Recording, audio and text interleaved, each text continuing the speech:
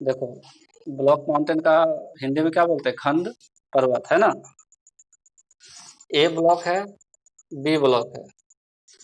अब क्या हुआ, बहुत समय के बाद पृथ्वी की आंतरिक शक्ति के कारण ए और बी ब्लॉक के बीच में भ्रंश बन गया। क्या बन गया? भ्रंश बन गया। भ्रंश को ही खंड बोलते हैं। अब ये खंड क्या हुआ, कुछ समय के बाद, कुछ वर्षों के बाद क्या हुआ, धीरे धीरे ऊपर उठने लगा। ठीक है। अब ऊपर उठते उठते क्या हुआ, इस तरह का निर्माण हो गया, ऊपर उठ करके। दिख रहा है ठीक से?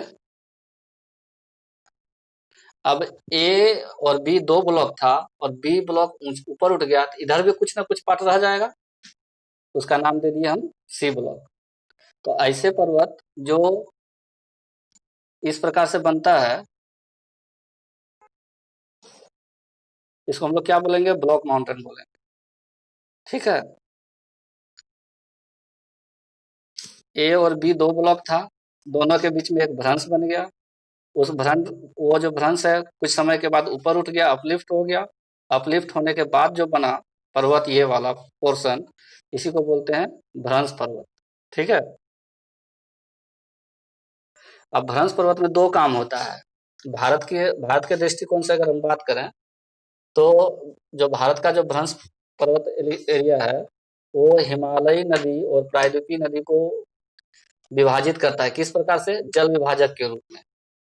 जल विभाजक के रूप में। जल विभाजक क्या होता है?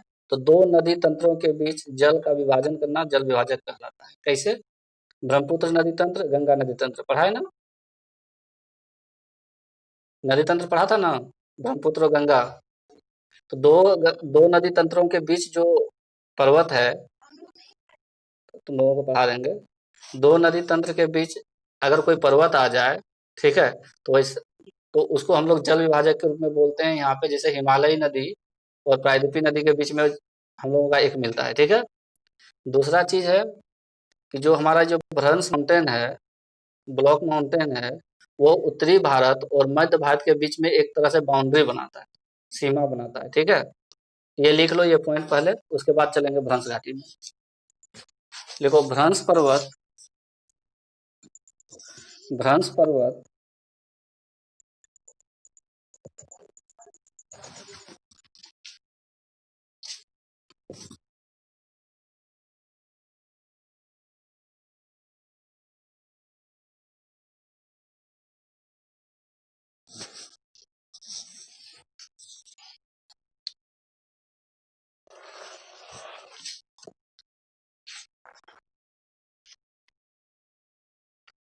कल तो लिखा दिया था ना भ्रंश पर्वत के बारे में, कि पृथ्वी की आंतरिक शक्ति के कारण भूपटल पर।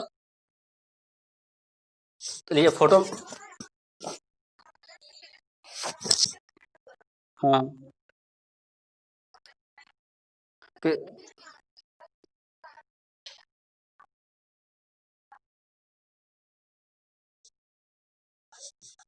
ठीक है, ये वाला फोटो बना लो वहां पे, ठीक ढंग से, सही से। ब्लॉक ए, ब्लॉक बी, दोनों के बीच में एक भ्रंश बनता है पृथ्वी की आंतरिक शक्ति के कारण। फिर कुछ समय के बाद वो ऊपर उठ जाता है, अपलिफ्ट हो जाता है। अपलिफ्ट होने के बाद जो पर्वत का निर्माण होता है, वही भ्रंश पर्वत कहलाता है। ठीक है। नहीं दिख रहा है? ए और बी ब्लॉक है।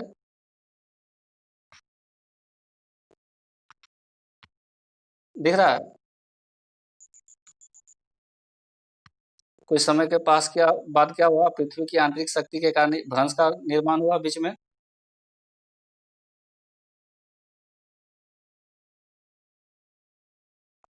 ठीक है। उसके बाद क्या हुआ, अपलिफ्ट हो गया, ऊपर उठ गया एक पोर्शन, इसी को ब्लॉक माउंटेन बोले।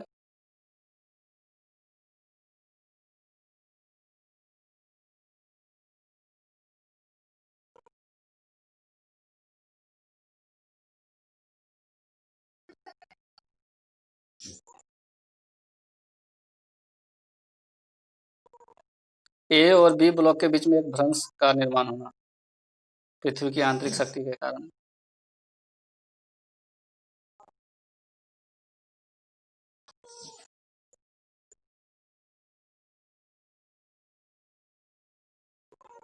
नहीं दिख रहा है?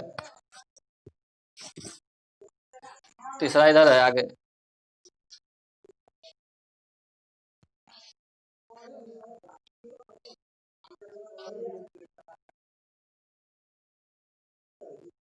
ठीक है।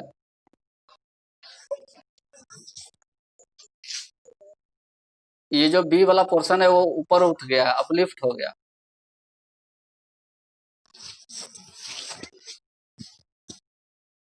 अच्छा, वो तो नीचे का बात है, पहले ये पॉइंट दो को लिखो।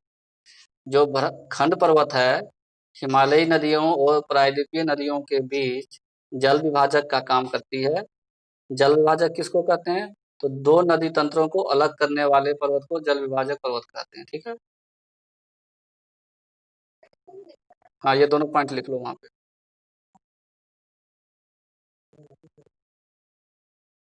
हिमालयी नदियों और प्रायद्वीपीय नदियों के बीच जल विभाजक का काम करती है खंड पर्वत। और दूसरा, उत्तरी भारत और मध्य भारत के बीच सीमा बनाती है। उत्तरी भारत और मध्य भारत के बीच सीमा बनाती है कौन? खंड पर्वत। भारत में जो खंड पर्वत है, एक तो जल विभाजक का काम करती है और दूसरा मध्य भारत और उत्तरी भारत के बीच में सीमा भी बनाती है। ठीक है। दो नदी तंत्रों दो नदी तंत्रों को जो अलग करती है उसी को जल विभाजक कहते हैं। जल विभाजक किसको कहते हैं? जो दो नदी तंत्रों को अलग करती है। जैसे गंगा नदी तंत्र, हैं? दो नदी तंत्रों को अलग करने वाली जो होती है उसको हम लोग जल विभाजक कहते हैं। हो गया?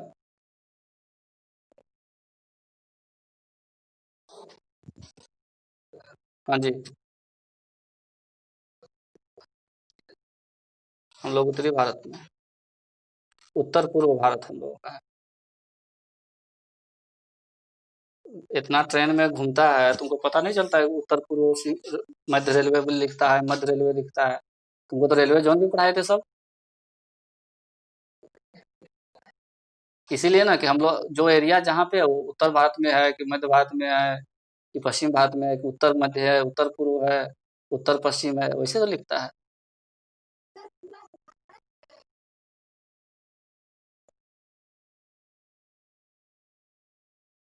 ठीक है। हाँ, चलो एक एक पॉइंट लिखो, भ्रंश घाटी। जब भ्रंश बनता है तो भ्रंश जहाँ होता है वहां पे भ्रंश घाटी का निर्माण होता है। भ्रंश घाटी के बारे में थोड़ा सा लिख दो। Rift valley. भ्रंश घाटी, रिफ्ट वैली। देखो, भारत में नर्मदा और ताप्ती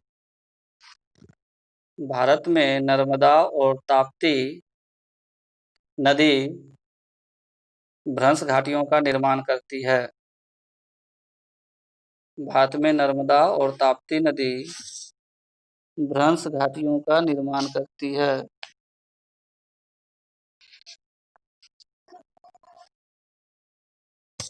हम्म। हाँ हाँ, बिल्कुल, वो खंड का ही पार्ट है। खंड पर्वत का जो दो काम है भारत में, वही लिखवाए हैं। कभी कभी पॉइंट में पूछ देगा कि हिमालयी नदियों और प्रायद्वीपीय नदियों के बीच जल विभाजक जो होता है वो कौन करता है? तो खंड पर्वत करता है। ठीक है। उत्तर भारत और मध्य भारत के बीच सीमा कौन बनाता है? तो खंड पर्वत बनाता है। अब कौन सा खंड पर्वत बनाता है वो बाद में ठीक है। भ्रंश घाटी। हाँ, वही तो लिखा रहे हैं, अब उसी पॉइंट में तो आ गए। भ्रंश घाटी भारत में नर्मदा और ताप्ती नदी भ्रंश घाटी का निर्माण करती है। भारत में नर्मदा और ताप्ती नदी भ्रंश घाटी का निर्माण करती है। कैसे निर्माण करती है? एक फोटो बनाओ ये वाला। ये है बिंद श्रेणी, ये है सतपुड़ा और ये है अजंता। ठीक है। इन बिंद और सतपुड़ा के बीच में नर्मदा नदी बहती है और सतपुड़ा और अजंता के बीच में ताप्ती नदी बहती है। तो ये वाला जो एरिया है इसी को हम लोग भ्रंश घाटी बोलते हैं। ये वाला एरिया।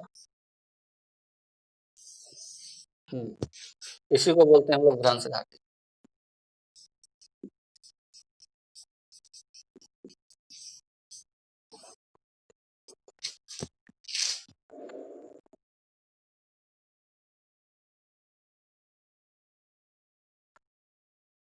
अब विंध्य, अब विंध्य, सतपुरा और अजंता 3 पर्वत श्रेणी। इन तीनों के बीच में 2 नदी, एक नर्मदा और एक ताप्ती। विंध्य और सतपुरा के बीच में कौन सी नदी बहती है? तो नर्मदा। और सतपुरा और अजंता के बीच में ताप्ती। ये दोनों नदी हम लोगों के देश में भ्रंश घाटी का निर्माण करती है। ठीक है।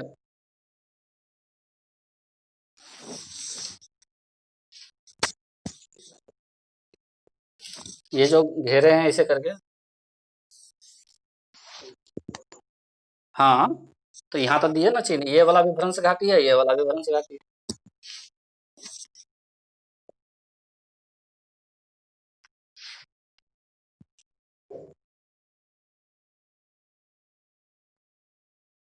एक नोट लिखो यहाँ पर,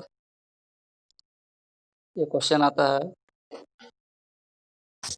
भ्रंश घाटी में प्रवाहित होने वाली सबसे बड़ी नदी,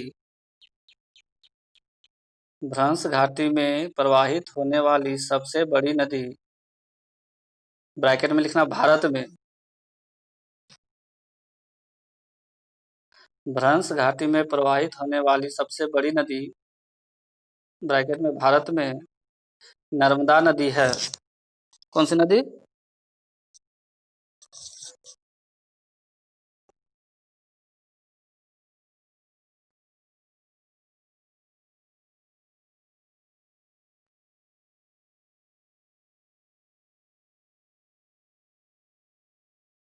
बहुत नदी है।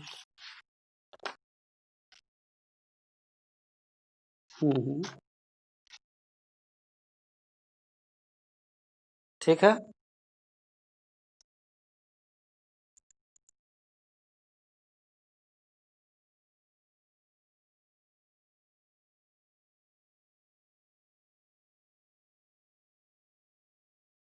अब 2 पॉइंट समझो। हम लोग जब नदी तंत्र पढ़े थे,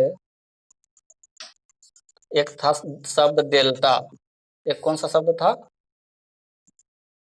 डेल्टा, जो ऐसे सिंबल होता है। और एक शब्द था इस्चुरी, इस्चुरी। डेल्टा और इस्चुरी में क्या अंतर है? डेल्टा और इस्चुरी में क्या अंतर है? हम लोग सुने ना कि सुंदरबन डेल्टा, ब्रह्मपुत्र नदी बनाती है सुंदरबन डेल्टा।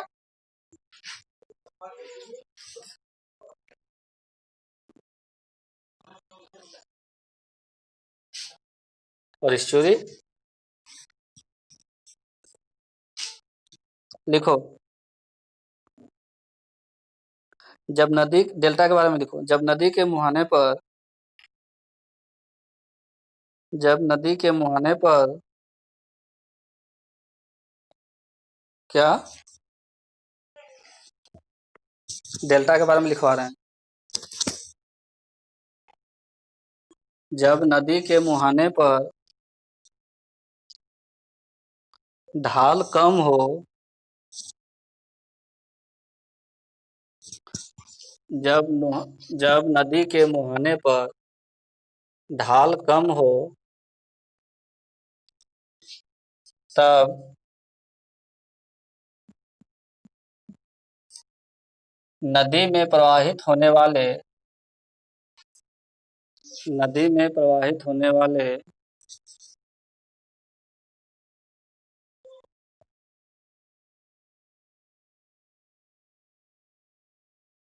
चट्टानों के कण,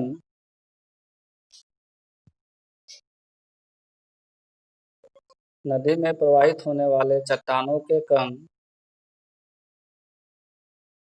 तथा अन्य अपशिष्ट पदार्थ, तथा अन्य अपशिष्ट पदार्थ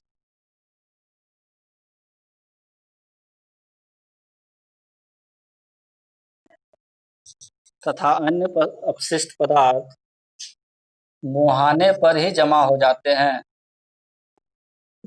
मुहाने यानी मुहाना, मुहाने पर ही जमा हो जाते हैं, मुहाने पर ही जमा हो जाते हैं और इस प्रकार से डेल्टा का निर्माण होता है। इस प्रकार से डेल्टा का निर्माण होता है।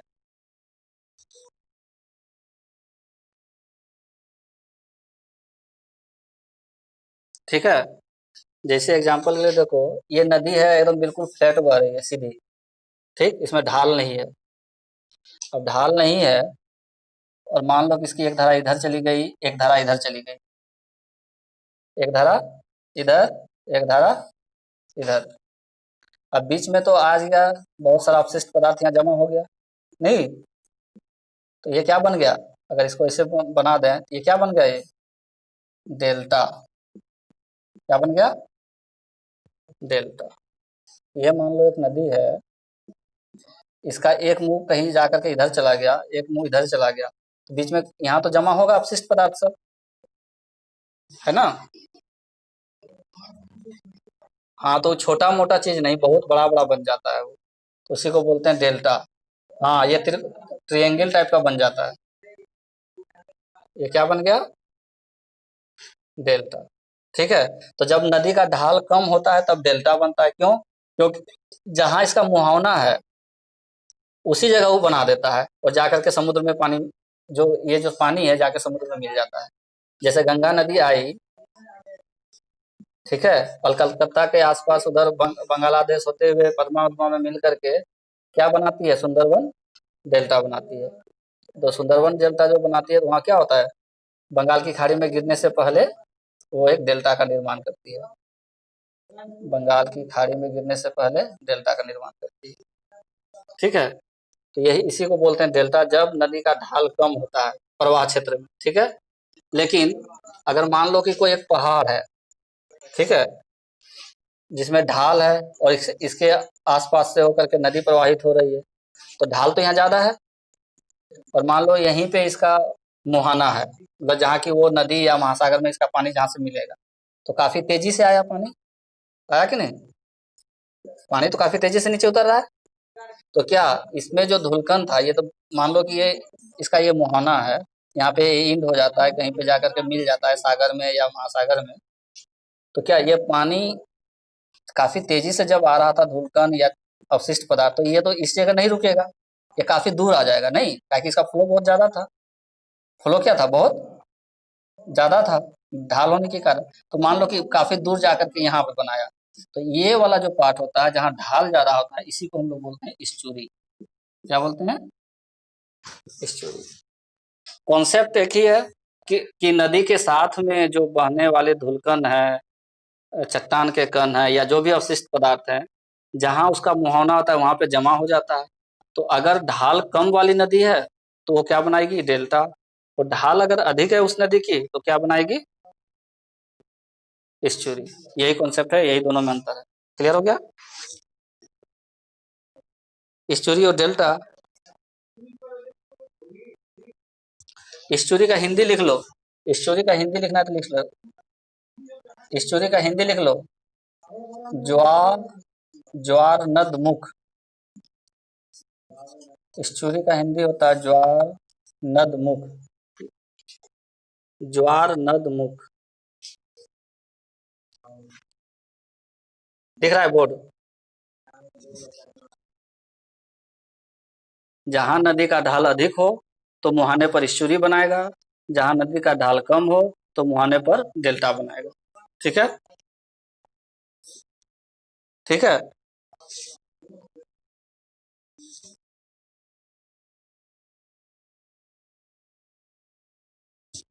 अब ये बताओ कि गंगा नदी का हम लोग बात कहें कि वो उसने क्या बना दिया? डेल्टा बना दिया। अब ऐसी कौन कौन सी नदी भारत में हो सकती है जो एस्चुरी का निर्माण करती है? तो वैसी ही नदी ने एस्चुरी का निर्माण करेगी जो पर्वतीय क्षेत्र से होकर गुजर रही है। और पर्वतीय क्षेत्र से अभी हम लोगों ने कौन कौन नदी के बारे में पढ़ा? नर्मदा और ताप्ती। तो यहीं पे नोट करके लिख लो, नर्मदा तथा ताप्ती नदियां, नर्मदा तथा ताप्ती नदियां भारत में एस्चुरी का निर्माण करती है। नर्मदा तथा ताप्ती नदियां भारत में एस्चुरी का निर्माण करती है। एस्चुरी का निर्माण करती है।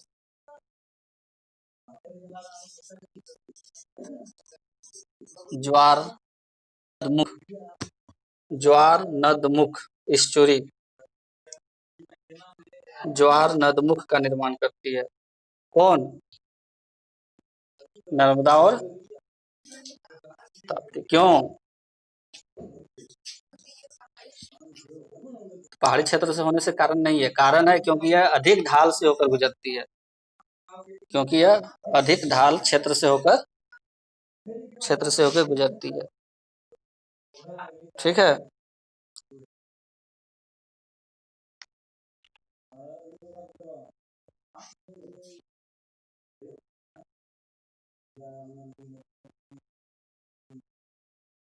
अब एक लिखो, डेड सी, मृत सागर। भारत में तो नर्मदा और ताप्ती हो गया।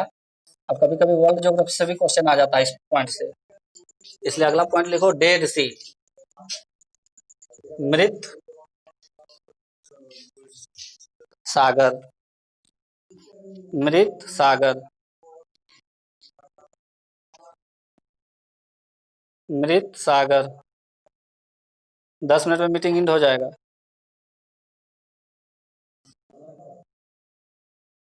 मृत सागर लिखो, मृत सागर जॉर्डन देश में स्थित है। मृत सागर जॉर्डन देश में स्थित है। जॉर्डन लिख देते हैं बोर्ड में। मृत सागर जॉर्डन देश में स्थित है।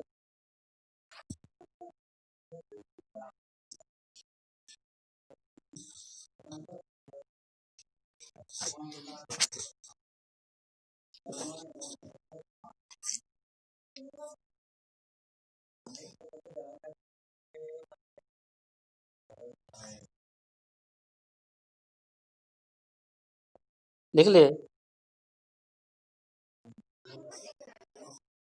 अरे जॉर्डन लिखने में, जॉर्डन हमको लिखना पड़ेगा।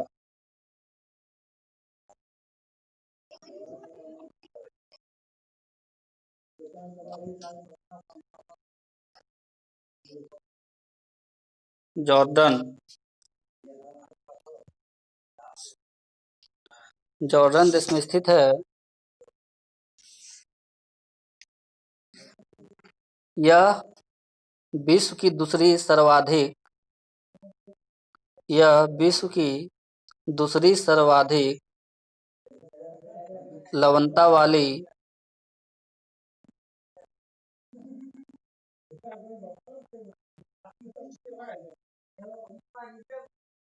झील है। यह विश्व की दूसरी सबसे बड़ी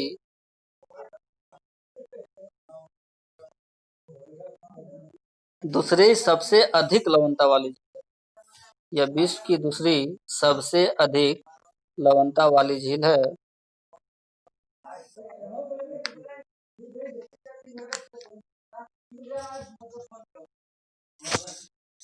ठीक है। अगला पॉइंट इसमें बनाना, रेड सी और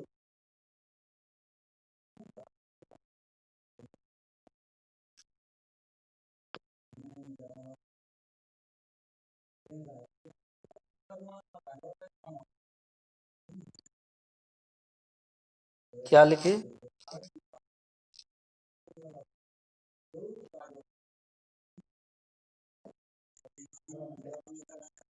डेड सी। अरे बोलो क्या लिखा है तुम? रेड सी लिखे है ना? रेड सी होते हुए रेड सी होते हुए लाल सागर। हाँ, रेड सी लाल सागर। हाँ, पॉइंट बना के लिखना है। लाल सागर रेड सी होते हुए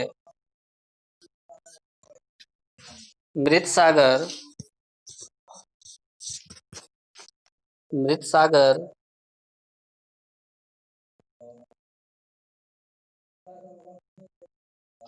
लेक विक्टोरिया के लेक विक्टोरिया के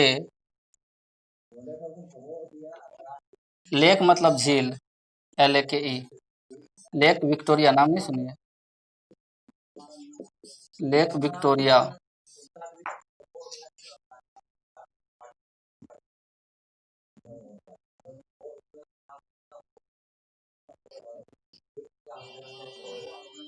लेक विक्टोरिया के समीप होते हुए लेक विक्टोरिया के समीप होते हुए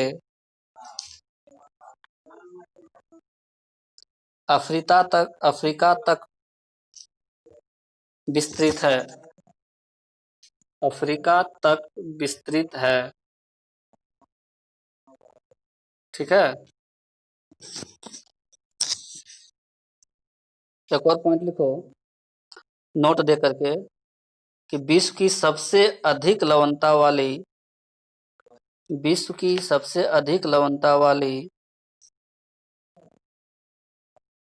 झील विश्व की सबसे अधिक लवणता वाली झील वोन लेक WVON वोन LAK वोन लेक है। विश्व की सबसे अधिक लवणता वाली झील वोन लेक VONLAKE वोन लेक है। लिखा दे रहे हैं, इतना जल्दी घबरा कर जाती। वोन लेक है जो जो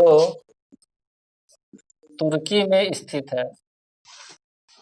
जो तुर्की में स्थित है। कहाँ स्थित है? पहले बताए थे, अभी लोग नहीं ना क्लास की। जो वोन लेक तुर्की में स्थित है।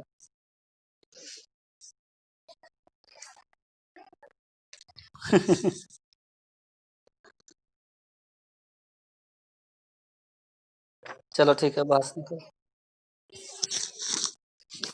ठीक है। वोन लेक है कहाँ स्थित? तुर्की में।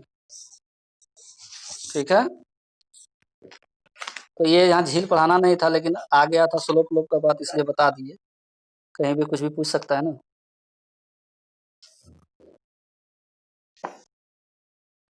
अब अगला पॉइंट बनाओ, ज्वालामुखी पर्वत या संचयित पर्वत वोल्केनिक माउंटेन। ज्वालामुखी पर्वत या संचयित पर्वत, इंग्लिश में वोल्केनिक माउंटेन VOLCANIC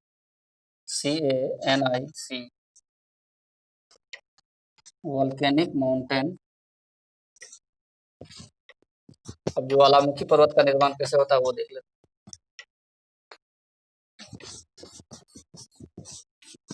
ज्वालामुखी कैसे निकलता है? ज्वालामुखी जो है उससे क्या निकलता है? लावा निकलता है। लावा कहाँ से निकलता है? पृथ्वी के अंदर से। पृथ्वी के अंदर इसको क्या बोलते हैं? बेसाल्ट चट्टान का नाम है। मैग्मा बोलते हैं। मैग्मा कैसा पदार्थ है? तरल और तप्त। तरल और तप्त। मैग्मा कैसा पदार्थ है? लिक्विड है और काफी गर्म है ना। अब जब अंदर में भूगर्भिक प्रक्रियाएं होती हैं तो मैग्मा ज्वालामुखी उद्गार के कारण बाहर निकलती है पृथ्वी से, और धरातल पर लावा बहुत अधिक क्षेत्रों में फैल जाता है। ठीक है। अब जब ये क्या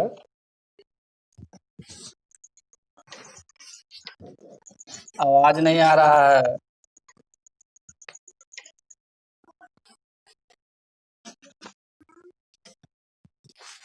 लिख करके बताओ क्या बोलना चाह रही है।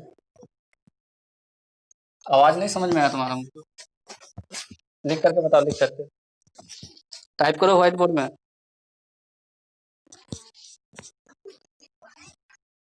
नहीं लिखवाएं, लिखवा रहे हैं। नेक्स्ट लिखो volcanic mountain VOLCANIC CANIC volcanic mountain, ज्वालामुखी पर्वत, इसी को संचयित पर्वत भी बोलते हैं। वोल्केनिक ज्वालामुखी या संचयित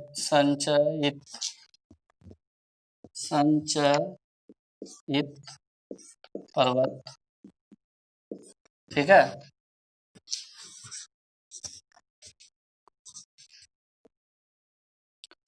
देखो ज्वालामुखी उद्गार के समय ज्वालामुखीय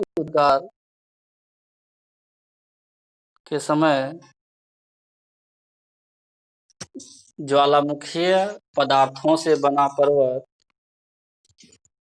ज्वालामुखीय पदार्थों से बना पर्वत ज्वालामुखी पर्वत कहलाता है।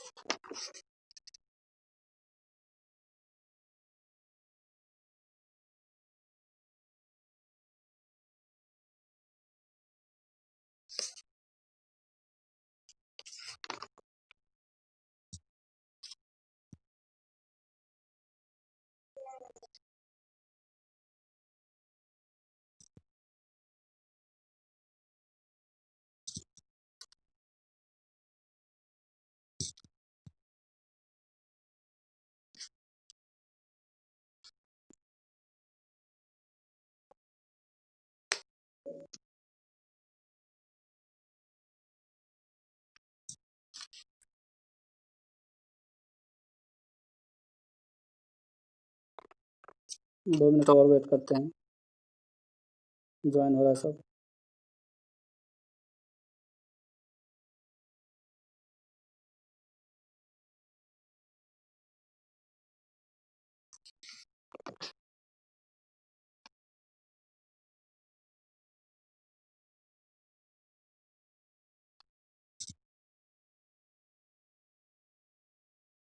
चलो लिखना शुरू करो। बोलो क्या पूछ रहा था रॉबिन, क्या पूछ रहा था?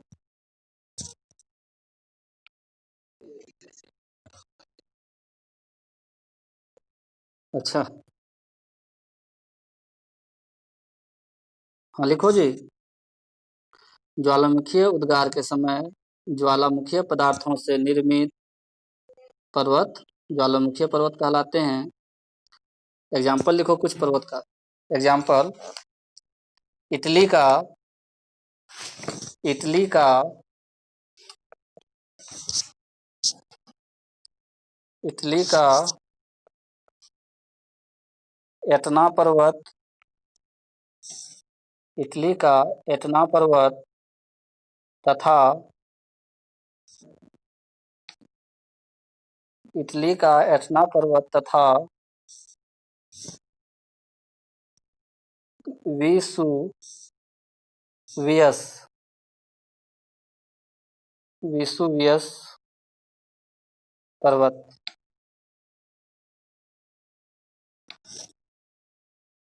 इटली में कौन पर्वत दो गो? एटना और विसुवियस। ये ज्वालामुखी पर्वत का उदाहरण है। अगला लिखो फिलीपींस फिलीपींस। हाँ, उदाहरण है ये ज्वालामुखी पर्वत का। कौन सा पर्वत कहाँ है ज्वालामुखी पर्वत? तो इटली में दो पर्वत है, एटना और विसुवियस, ये ज्वालामुखी पर्वत है। अब अगला देश फिलीपींस। फिलीपींस का फिलीपींस का माउंट मेयान फिलीपींस का माउंट मेयान, कोमा माउंट ताल माउंट ताल तथा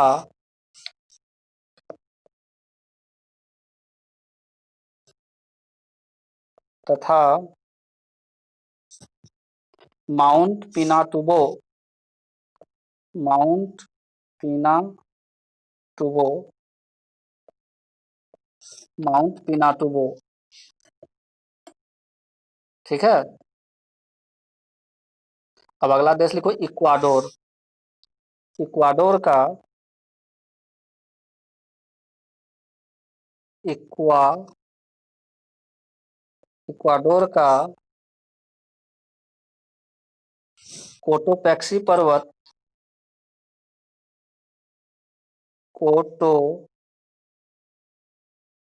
पर्वत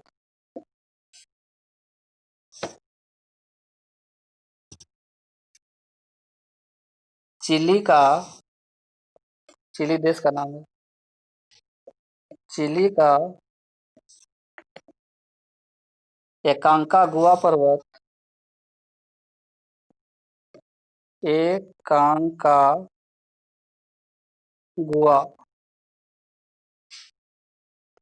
एकांकागुआ पर्वत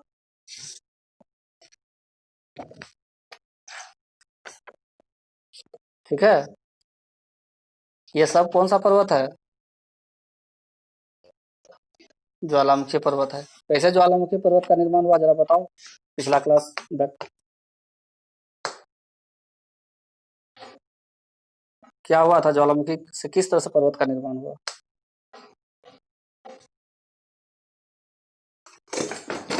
किस प्रकार पर्वत का निर्माण हुआ?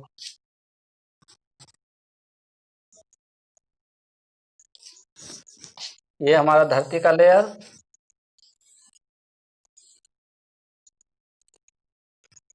एक सेकेंड।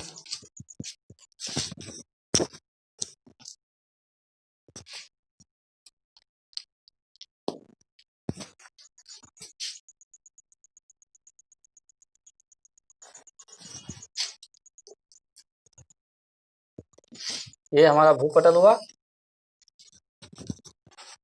ठीक है, भूपटल। अब मैग्मा यहाँ पे है, धरती के अंदर मैग्मा। ज्वालामुखी उद्गार हुआ, ज्वालामुखी उद्गार। क्या हुआ? लावा निकला, लावा निकल के पूरा फैल गया इधर, है ना। लावा जब फैला तो कौन सा चट्टान बना? बेसाल्ट। बेसाल्ट चट्टान, बेसाल्ट चट्टान ठंडा होने के बाद बेसाल्ट चट्टान बना। अब ये बेसाल्ट चट्टानों से पर्वत का निर्माण हो सकता है, उसके ऊपर फिर से ज्वालामुखी आ गया, फिर आ गया, ऊंचा होता जाएगा तो पर्वत का निर्माण हो सकता है कि नहीं? तो ज्वालामुखी उद्गार के कारण जो पर्वत बनते हैं उसको क्या बोलते हैं? ज्वालामुखीय पर्वत। ज्वालामुखीय पर्वत, चट्टान तो बेसाल्ट का होता ही है, पर तो पत्थर हो गया ना, लेकिन पत्थर से ही तो पर्वत बनता है। ज्वालामुखी उद्गार, वो लाइन नहीं लिखी क्या? तो फिर वो तो समझा रहे हैं। तो इस उद्गार से जो माउंटेन बना, जो पर्वत बना, उसको क्या बोलेंगे? ज्वालामुखी पर्वत। और एग्जाम्पल के लिए कितना पर्वत लिखा दिए? 5-6 पर्वत का नाम लिखा दिए। एटना, विसुवियस, मेयान, ताल, पिनातुबो, कोटापेक्सी, है ना। ठीक है। तो ये 3 प्रकार का पर्वत हो गया क्लियर। अब चौथा प्रकार का पर्वत कौन सा होता है? अवशिष्ट या अनाच्छादित पर्वत। चौथा पर्वत कौन सा है? अवशिष्ट या अनाच्छादित। अवशिष्ट के कारण बनने वाला पर्वत, अवशिष्ट या अनाच्छादित।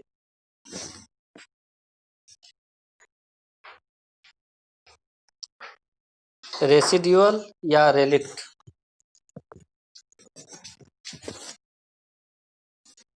रेसिडुअल या रेलिक्ट माउंटेन। क्या बोले इसका? अवशिष्ट पर्वत, अवशिष्ट पर्वत। नाम से ही पता चल रहा है कैसे बन रहा होगा। रेसिडुअल माउंटेन या रेलिक्ट माउंटेन। रेसिडुअल माउंटेन या रेलिक्ट माउंटेन। ड्यूअल, RESIDUAL, या रेलिक्ट, RELICT। हिंदी में अवशिष्ट पर्वत, हिंदी में अवशिष्ट पर्वत।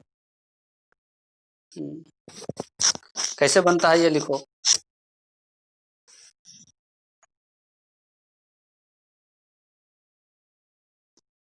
ये पर्वत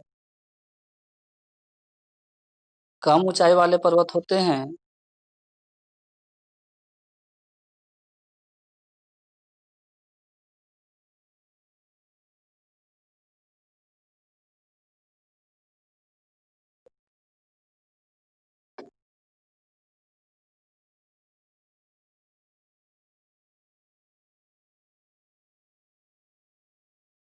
ये पर्वत कम ऊंचाई वाले पर्वत होते हैं जो जो पवन की गति, जो पवन की गति या जल की गति के कारण, जो पवन की गति या जल की गति के कारण निरंतर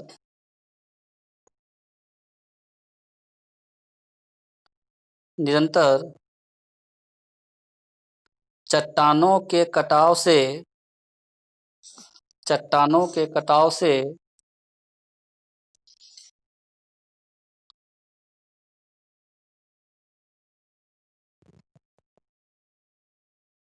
छोटे होते जा रहे हैं। कटाव से छोटे होते जा रहे हैं। कैसे?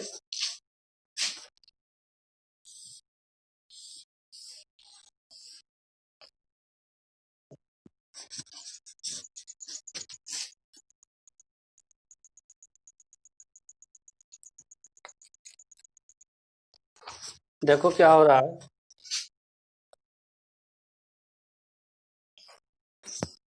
मान लो ये वाला, ठीक है।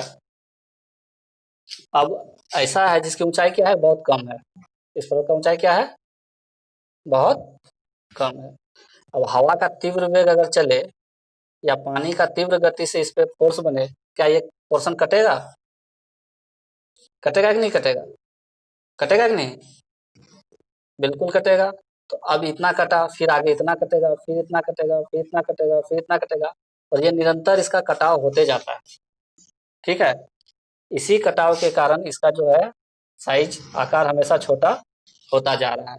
तो यानी कभी न कभी जो श्रेणी है बहुत ऊंचा रहा होगा, लेकिन निरंतर वायु की गति के कारण, पानी की गति के कारण इनमें लगातार कटाव होता जा रहा है, और निरंतर कटाव होने की वजह से इसका जो जो ऊंचाई है वो कम होता जा रहा है। ठीक है। तो कौन कौन से पर्वत जो हैं भारत में अवशिष्ट पर्वत है, उसका उदाहरण लिखो। देखो भारत में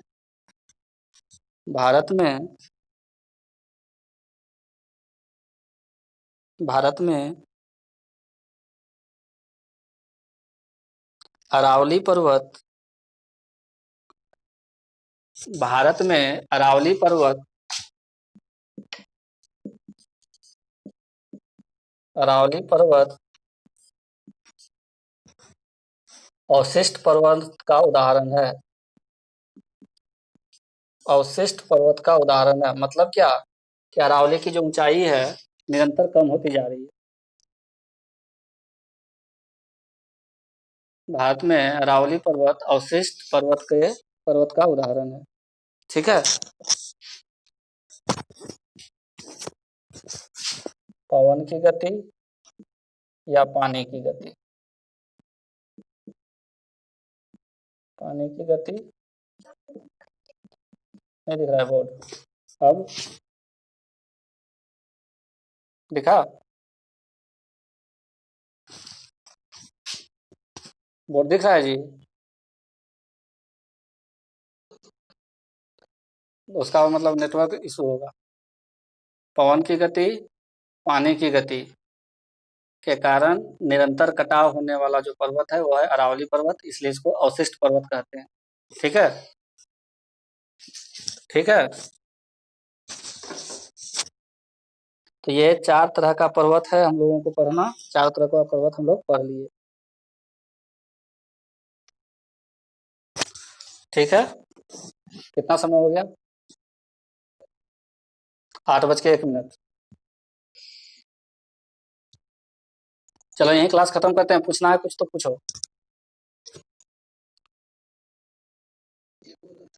हाँ।